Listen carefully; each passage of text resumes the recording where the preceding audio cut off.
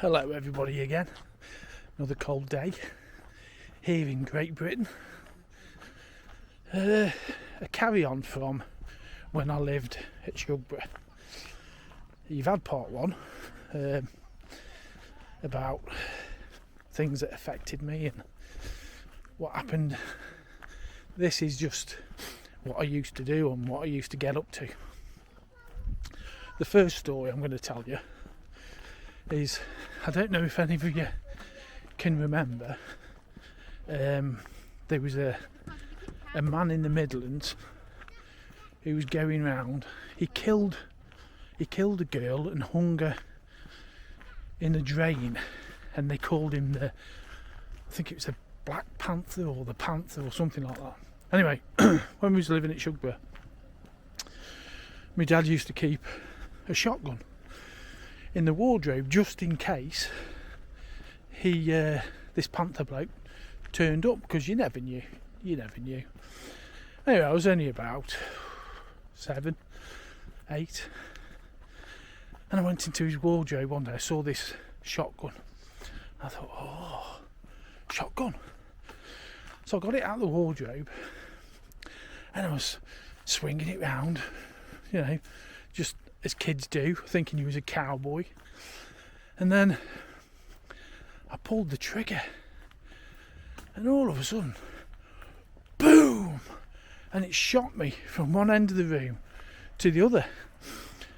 And I absolutely bricked it, really scared. And the gun was on the floor, and I ran.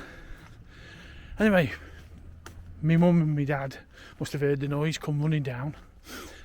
Oh, I got a right thrashing for that. Put a hole in the bedroom wall. I mean, I can laugh about it now, but it could have been nasty. Somebody could have been standing in front of me or whatever. So yeah, there's one bad thing that happened. And there was another one. Me and my mate, John Griffiths, we were round by the gardeners at Shugborough, and I heard them talking about this big greenhouse that they used to grow plants in. And we heard them talking, saying, oh yeah, the bulldozer coming in and all that greenhouse and the shed, it's going to be knocked down. So me and John thought, oh, we'll help them do that. So when the Shugborough was shut at night, we got a load of stones and we started smashing the windows, because we thought, well, it's going to be bulldozed anyway, so we're helping. Unbeknownst to us, that they changed their mind and they weren't going to bulldoze it. So when they come in after the weekend and saw that the greenhouse was smashed, oh man, who got the blame straight away? Well, I didn't get the blame, I did do it, but they pointed the finger at me straight away.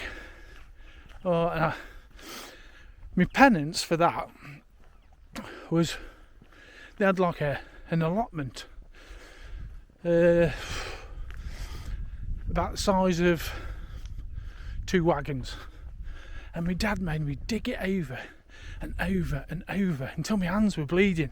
I had blisters on my hands and they were bleeding. And the gardener at the time, Mr. Bailey, he said, I think he's paid his penance now. Time for him to finish, and he knows what he's done wrong. So that was that over and done with. And I got really good friends with Mr. Bailey.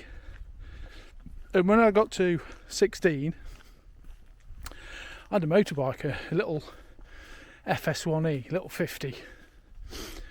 And he used to have a hut, and he had like a log burner in there and everything. I used to go and sit in there with him sometimes and the other gardeners chatting. And he said to me one day, he says, if you ever need any petrol, he says, I'll leave the key. And he showed me where he was going to leave the key. And he opened the shed up and it was full of lawnmowers. But down one side of the wall, it was all full of petrol cans. He says, if you ever need any petrol, just get the key and fill your bike up. And I must have done that 20 odd times. Brilliant. Really, what a lovely bloke he was. He actually died. He had a heart attack. I think it was Princess Anne was planting a tree, and he dug the hole, and he was standing there with my dad, and he just keeled over, had a heart attack, died instantly, so my dad said. So that was a shame. But Shugborough was, it was a great place to live. Like I've said before, acres and acres. Fishing was great, motorbikes, everything, brilliant.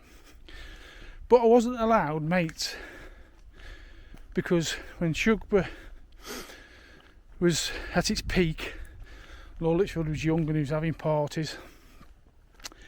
He had guests round. I can understand he didn't want a bunch of kids running around causing problems. So I was on my own most of the time. So for a lot of time I didn't have any friends that I could go out and play with and, have fun. That was a bad thing. Then I went from primary school to secondary school, started making quite a lot of mates. I was old enough to go down the village and, go out with my mates. The only problem with that was that because my dad was a butler and my mum was the cook, everyone knew him. So I was always the first one to be pointed out, and people say, I know who you are, I know who your dad is, I'll tell him, really, I'll tell him. Even if it wasn't me, if I was just running away with a gang of lads, they'd always pick me up because they knew me mum and dad. So I used to take the rap for a lot of people. Yeah, good old days. And then me gran and granddad lived, like I say, they had the cafe, but they lived in a lodge house at the beginning of Shugborough, just by Cannock Chase. Used to spend the weekends there, have a bit of fun, and we always had an old car there, and I used to drive it around the woods and that. And my uncle, he used to have old cars, used to come down on motorbikes with his friends in the day as well. One had a beach buggy, brilliant. My uncle had this car, don't know what car it was, but it was like an uphill car, one without a roof, bare essential wings and that on it. And we used to rag it round the woods down where my gran lived. And this one day my uncle was driving, he's doing donuts and spinning around. I was sitting in the back with my auntie, and it must have gripped, and I went flying out of the car, and my auntie just grabbed hold of my ankles, and he was spinning around like this, holding me, and my auntie was holding me ankles. Oh, we had some fun. But say, I have led, I'd say a bit of a privileged life, but there was times I wished I just grew up on a middle of an estate, a council estate or sort of something like that, where the doors were always open, there was always kids playing about. I never really got any of that when I was growing up, and I think that's why I became a little bit of a loner. So that is Shugborough. But the fun I had, and the people that worked at Shugborough, they were all characters. I can remember the carpenter that worked at Shugborough. Now you probably think this is something out of a storybook, but his name was Mr. Woodhead. And then the man who used to look after the steam locomotives that used to be there years ago, they're not there anymore, was called Ding Dong. Ding Dong on the locomotive. So there was lots of things there. Then there was Mrs. Dovell, who we used to rent a caravan off in Wales. And we used to have some fun there. My uncle and my auntie used to take us away quite regular. And just have fun. It was at Barmouth, I think. Barmouth. Yeah, we had some fun. So we did lead quite a normal life at times. But, right. But other times, very lonely. I can remember sitting in the front room, summer's days, I could hear all the public outside enjoying themselves, and I'd be inside watching either James Bond films or Chitty Chitty Bang Bang, or the one film I do remember was them Fantastic Men in their flying machines. I used to love that. But it was good. It's like going to school. My dad would take me into school in Lord Lichfield's Range Rover or his Mercedes. Yeah, so, and he used to come, Lord Lichfield used to come sometimes in a helicopter and land at the back of Shugborough. And, you know, the helicopter was sitting there one day and they asked me if I wanted to go up in it. I went, no, because I was a little bit scared of things like that. But my friend, well, he wasn't my friend, Lord Lichfield's sister's son went in it and he flew up and over. So that, things like that were fun. And the food that my mum used to make when they had parties and that, we ate what they ate. So we had quite a good menu for living at home. It was good, but yeah, we didn't really have a good family life because my mum and dad was always working. But in the 70s, 80s, it was a good place to live. It was really good. Sadly, I lost my mum in 2020.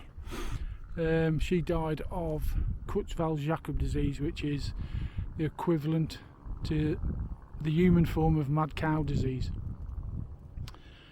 So I haven't got my mum anymore, but I've still got my dad. I do see him every now and then, but at the moment it seems like we're not on speaking terms because of going through the divorce and that. He's not happy with what I'm doing.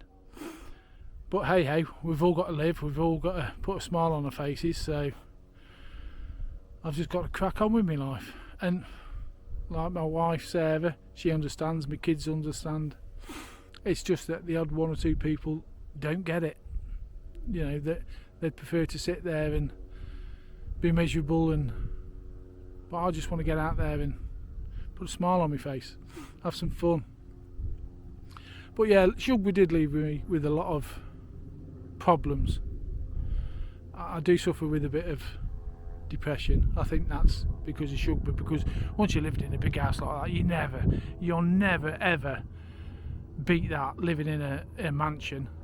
So you always try and better yourself all the time, but you can't. How can you better living in a mansion?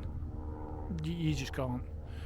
But the people that stayed at Shugborough when he was in his day, in his prime, oh, there was loads. You know, Olivia Newton-John, she was another one. Nigel Havers was in the latter years, and Jackie Stewart in the latter years. They used to come quite a lot. Like I said before, Britt Eklund, and my dad's told me a few stories, but I won't tell because it's privacy of people. But yeah, there is some interesting stories. I wish my dad would write a book, you know, like what the butler saw and heard, because I bet he heard lots and saw lots.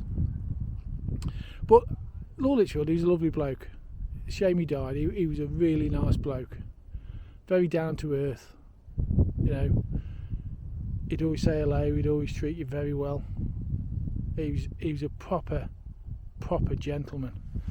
And just before we go from here, let me just show you this view. If I can turn the camera around, because my fingers are freezing. Oh, let me just turn it around. No, it's not happening. Not happening.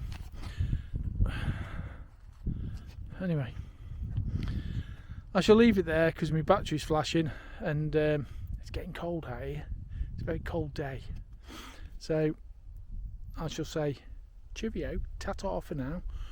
Look after yourselves, people, and do what makes you happy.